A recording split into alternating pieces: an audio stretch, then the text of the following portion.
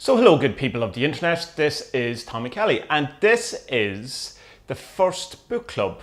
Now this is happening in two places, possibly three depending on where you're looking at this from. So if you want to get in on it, there'll be links below. One of them is in the 40 Servants Facebook group and the other is in CMG, which is Case Magic group, and both of them are on Facebook. But if you're on Patreon, my Patreon, you can also get in on it on the actual Patreon page. But all of that being said, let's get into this. So the book that I've decided that we would start with is Advanced Magick for Beginners by Alan Chapman. And it's interesting to me that a lot of people don't get the joke of this title. Well, I assume it's a joke, but so many people don't seem to think it's a joke that maybe it isn't a joke. They go, how can you have Advanced Magick for Beginners? And I was like, yeah. Anyway, I should start, I suppose, by saying a little bit about why I chose the book. This would be possibly the book I would recommend to anyone who's starting out in chaos magic or magic in general, or the occult, or any of those things. I was looking for some sort of, you know, what's your book recommendation? That would be it. Just because it takes it very simply, breaks it down into its, the smallest parts. You could sum up the entire book really in try stuff, see if it works. If it works, keep doing it.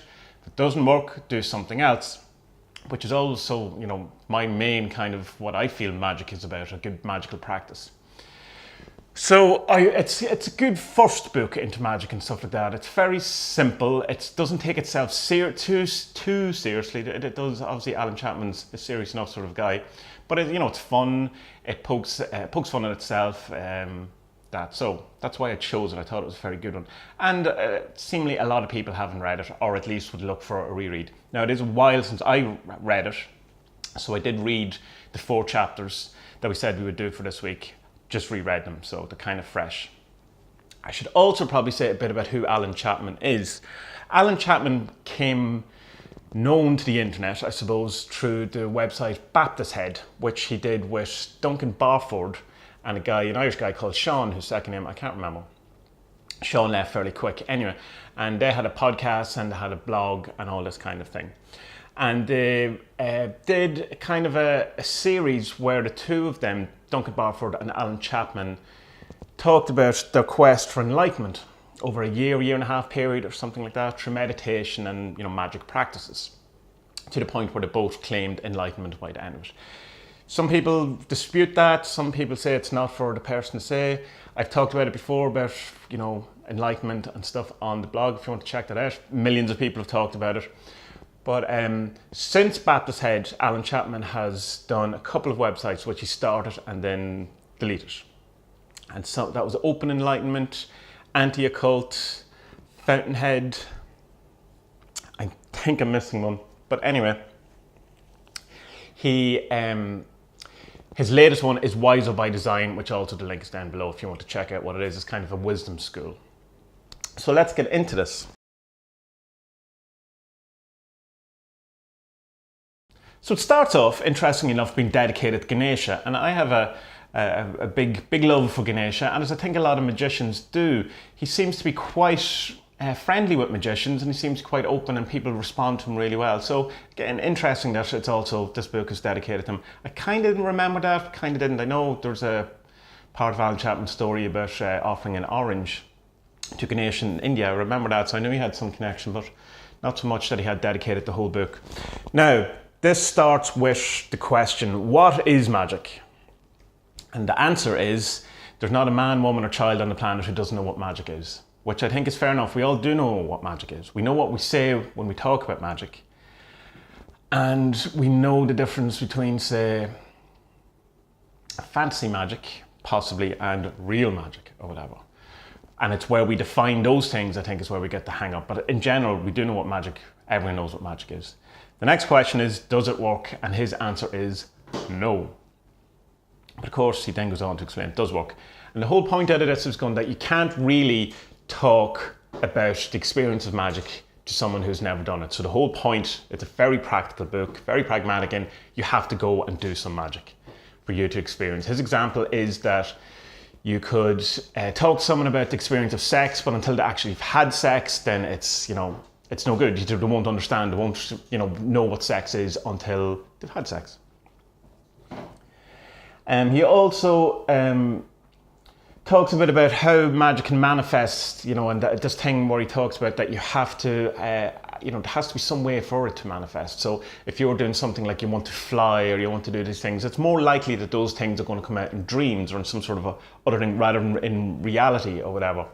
So one of his keys that he breaks down later on is make sure that the thing you want has a chance of manifesting. I think that's important because especially when people get into these things, one of the first things to do, more so probably in the secret and the law of attraction, that kind of element of it, than actual chaos magic, is they want to win the lottery. The lottery is so unlikely to happen, and it's the old thing of that magic will work. It just lessens, the chance of you winning lotto from 1,000,000 to 1 to 500,000 to 1. You're still not going to win the lottery, but it has had an effect on the probability. And he also points out the thing, looking at my notes, that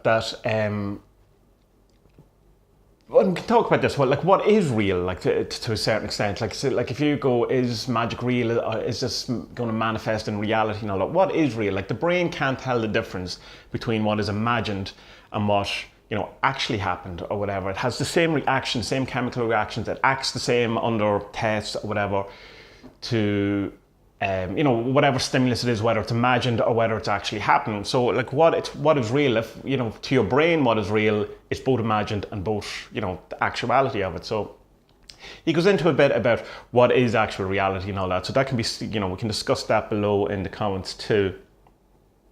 Then he talks about this thing which I find very interesting, which not an awful lot of people do bring up about magic, and this whole, as if it's a path to revelation, and it's the idea that when you first start doing magic and you get a result, that it changes your entire paradigm, it changes your entire outlook in life, because you've gone from a mundane universe to a magical universe.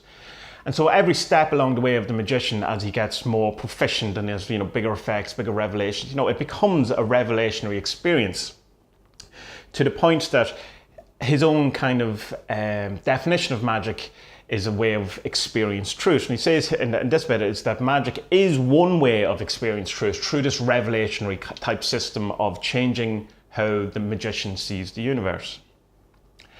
Which is interesting. It's definitely, it can show where he ends up going down on his wisdom kind of path, into the more meditative type things, more kind of enlightenment and that sort of thing. It's even from this magic practice at this point. He then does a bit about magical diaries, which I've talked about before. I think everyone should have one. And someone asked me before, because I said that about 60% of my sigils work, and he goes, how do you know that? And he goes, because I have a diary and I've taken notes. And other than taking notes, I wouldn't know that kind of statistic. So especially when you're starting out, it's important, I would agree, that you have to have a magical diary. Don't get super, compulsive about it or whatever. Just write down, basic things or whatever, what you did, when you did it, and as much information around it, regards how you did it. And then see what works and what didn't work, and do more of what works. He then also goes in about sigil magic, and this is an interesting one for me, because he kind of points out the thing of what is the part of the sigil process that is the important bit. Is it the writing down the statement of the intent? Is it the taking out the letters? Is it making the glyph? Because he gets then the reader to start playing with those things where you go, what if you just make up the glyph without writing down your statement of intent? What if you just use the statement of intent? What if you use the same sigil for two different intents? Try them, see what happens. And it's this pragmatic approach that I really enjoy from Alan Chapman, is that to know how these things work out, is you have to do it. And what is the case that if the sigil you've used for two different outcomes, and both outcomes come to fruition, what is then the key? What is the bit of the sigil magic that's actually working? Which then brings us to the bit that some people have an issue with, because I've made a meme of this recently and I put it up, and it's his list of how to do magic. And it's, I'll put the meme in the comments below so you can have it yourself. But it's chapter 4, and it's only a page. If I could find it. And it's number 1, decide what you want to occur.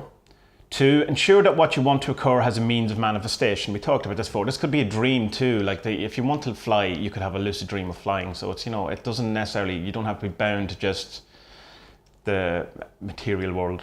So then choose an experience and then decide that the experience means the same thing as you want to occur. Now this is known as sympathetic magic. It's like that idea of taking a voodoo doll and sticking pins in it to hurt the person it represents, which it turns out that's not what voodoo dolls were used historically for, but they were more used for healing. But it's taking one thing as a symbolic thing to represent something else. And then he says you decide that this experience means the same thing as what you want to occur. So I want to have $50, make a sigil, and you decide that doing this sigil is the same thing that will get me the $50. That's the sympathetic part of it.